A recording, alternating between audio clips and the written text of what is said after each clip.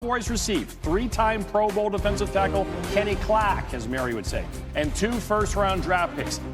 Parsons then agrees to a 4-year, $188 million contract, $120 million fully guaranteed at signing, $136 million in total guarantees, making him the highest-paid non-quarterback in NFL history. Parsons goes to social media and releases a statement because that's what you have to do. Those are the rules. Yeah, any issue, you have to release statements. People love statements. To wear the blue and white at Penn State, then carry those same colors into the NFL as a Cowboy, it was more than a dream. It was a destiny. I never wanted this chapter to end, but not everything was in my control. Through it all, I never made any demands. I never asked for anything more than fairness. This is a sad day, but not a bitter one. And no matter where the next chapter takes me, the bond we've built will never break. Yeah, it's taking you to Wisconsin. Now the man who traded Micah Parsons, Jerry Jones. Nothing in the world am I criticizing Micah about at all. That was every bit his right. And Micah's never been anything but so pleasant for me to be around. I want to be real clear about it, not that it implies that it's not. Things are good here. Things are good here. We have just decided that it was in the best interest of our team to take the consideration that we have. We appreciate his 4 years, but we can take that consideration and we can win in our minds more than had we gone the other route and signed. That's not a negative on Micah. That's just unique to our circumstances. I firmly made a commitment to Micah this spring, and paid him, and to pay him. At that time, I was battling and knew that the other alternative probably was. I had no idea what we might be able to get, but I knew that it was very likely to be several players that we could use those resources for all the way, draft picks as well as cap space. Jerry, you had said a couple weeks ago in an interview with Stephen A. that you were never considering trading Micah Parsons. Was that a tactic at the moment, or did your tune eventually change in the last couple of weeks? Do you really think if I wanted someone to be interested in him that I would say, oh, I'm going to trade him? It's the opposite. It's the opposite, of course. And I thank you for writing it. I really do. For other Cowboys players coming up the line, they see how this negotiation with Micah went. How would you answer their question, well, gee, what do I have to do to get an extension if Micah can't get one? Ask Dak. Highest paid man in the NFL. There's a lot of paid players that they could ask that have been paid down around here. I'll pay players. What makes this different? Because we wanted to look and see if we could do what we did. That's the benefits of the trade made it different. Ain't no mistake about it. We all know we could have signed Micah, but we decided to go with the trade. Senior NFL insider Adam Schefter is here. Adam, I just finished watching the excellent Netflix doc on Jerry Jones and the Cowboys called America's Team, The Gambler and the Cowboys. It's a 10 out of 10 production. Phenomenal. This trade is a 10 out of 10 gamble. What happened? How did we get here? Why did Jerry trade Micah Parsons? I think Jerry Jones thought he had a deal in place with Micah Parsons in late March, early April, and I think he was insulted enough that when Micah didn't wind up taking what he thought was an agreement between the two of them, that he wasn't going to do another deal right now. And he felt there was an opportunity out there to actually improve this team, in his words, to trade Micah Parsons for 2 future ones and a run defender in Kenny Clark that he thinks can really help this team's run defense. And I think Jerry Jones, in the end, John, was looking for a 2025 version of the Herschel Walker trade that he once made that made the Cowboys dominant. So if you're looking to make America great again, he thought he could do it by dealing Micah Parsons to the Green Bay Packers for 2 ones and a run defender.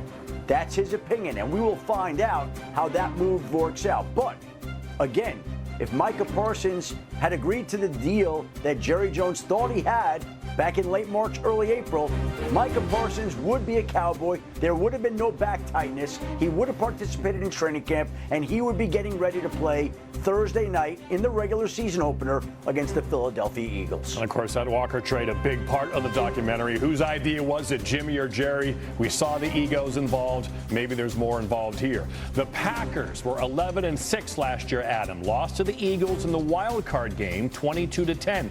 Does the football world think this trade makes the Packers serious contenders to get to Super Bowl 60 in Santa Clara in Jordan Love's third full season as a starter? John, I think the level of excitement in Green Bay would be akin to when the Green Bay Packers once signed Reggie White.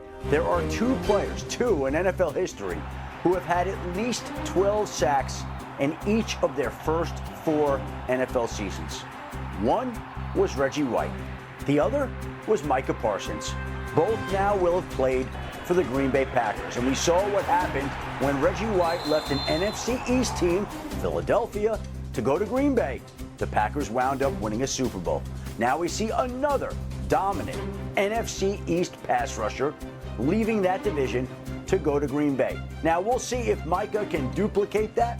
The Green Bay Packers are paying a big price in picks, in a player, in a salary contract to Micah Parsons. Think about this, John. Jerry Jones back in the day, that agreement we talked about, he made an agreement to buy the Dallas Cowboys for $150 million, 150. And the deal that Micah Parsons landed today was for $188 million, 38 more million than Jerry Jones once paid for the Dallas Cowboys. The Packers are excited.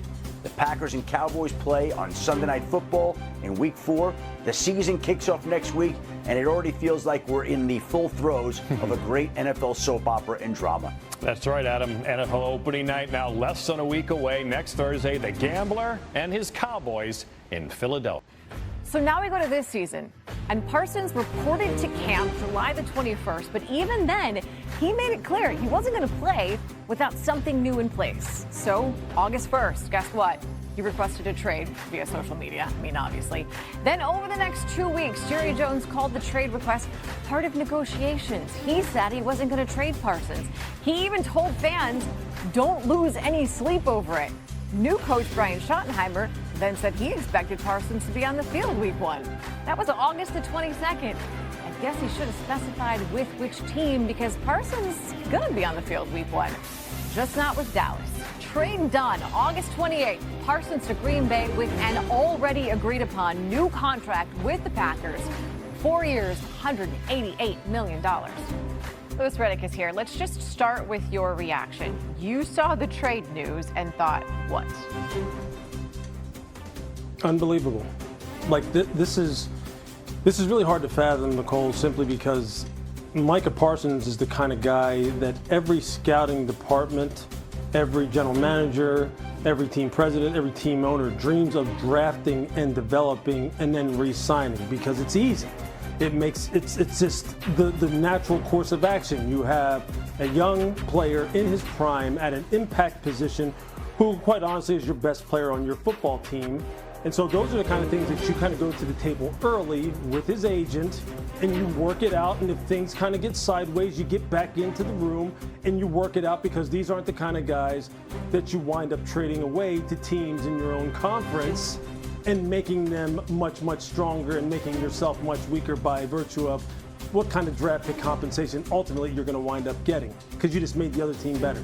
So I mean, my mind was blown. I didn't think we'd ever get to this. I thought maybe we'd get to the point of, maybe Micah playing on his 5th-year option and being ticked off and us talking about it all year long, and then was it going to be about Jerry going ahead and franchising him 2 times, or is he going to trade him in the offseason? I didn't think he'd trade him right now. He said he wouldn't, but here we are. He said he wouldn't, and then he told fans, don't lose sleep over it. So now you have to lose a lot of sleep over it, because as you pointed out, not only did you trade him to a team in the conference, you probably traded him to a team in the conference that can do really well. So when you look at how Green Bay is now set up in the short term and the long term, what do you think? Look, this is a very, very young football team. One of the youngest, not the youngest in the entire National Football League. And their general manager, Brian Windhorst, this is the way he wanted it. He has young players in their prime who are pretty damn good. And they were a football team that really needed some more juice opposite Rashawn Gary as far as their pass rush is concerned. And now they've got it instantly. Micah Parsons, the very best in the NFL.